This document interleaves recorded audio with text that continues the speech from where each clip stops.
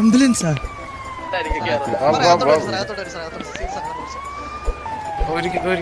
അവൻ തന്നെ.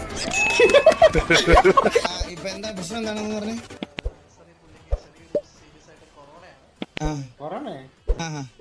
ഉച്ചക്ക് വന്ന് ടെസ്റ്റ് ചെയ്തിട്ട് പോയായിരുന്നു. ഇപ്പൊ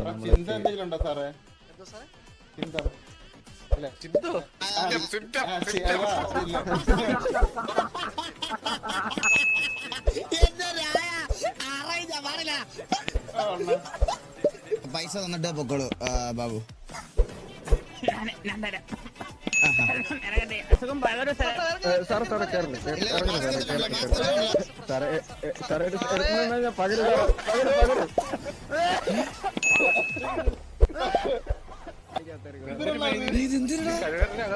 കഴിവേറെ